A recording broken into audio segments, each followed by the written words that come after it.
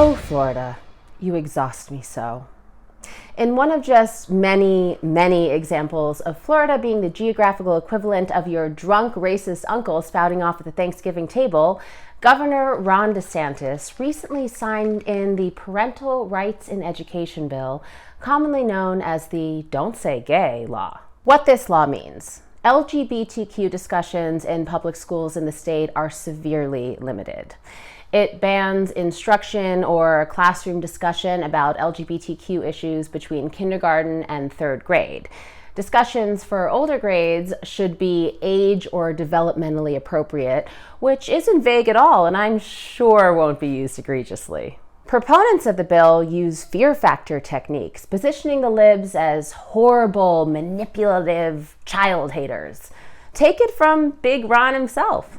They don't want to admit that they support a lot of the things that we're providing protections against. For example, they support sexualizing kids in kindergarten. Yeah, I don't think liberals are super invested in supporting pedophilia, but this is a well-worn tactic of the far right. If you're for vaccine mandates or you're for discussions about racial identity, you are also for stifling children's social development, or you're for making white children feel bad about their race. Let's do a rundown of the problems with the bill. First, sex education has already been banned in Florida up until the 5th grade, making this a solution for a problem that doesn't exist. And it suggests that there's some enormous conspiracy wherein kindergartner teachers are running around trying to convince kids to go gay, if such a thing were even possible, which it's not. Second, it doesn't lay out clear parameters, making it really easy to claim that those parameters are being violated. Can a teacher display a photo of their same-sex partner on the desk? Can they ask to be referred to by their chosen pronouns? What if there is a gay character in a high school English class book? Or what if a parent simply suspects that there are homoerotic overtones in some piece of their child's literature? Can that be banned? The bill doesn't define terms like age-appropriate classroom discussion or developmentally appropriate, so who knows what's legal? Third, it empowers parents to open lawsuits against schools, incentivizing schools, most of them, that can't afford lawsuits to forbid any potentially volatile material so as to avoid any potential conflict.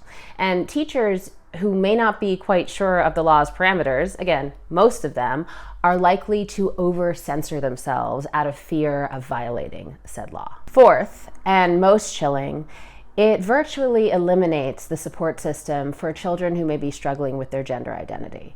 And to underscore just how big of a problem this has the potential to be, here are some statistics for you.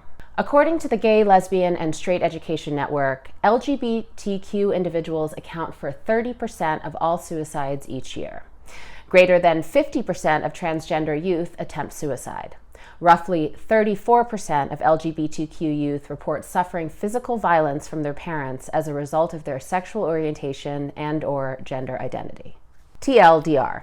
This bill violates the constitutionally protected rights of free speech, equal protection, and due process.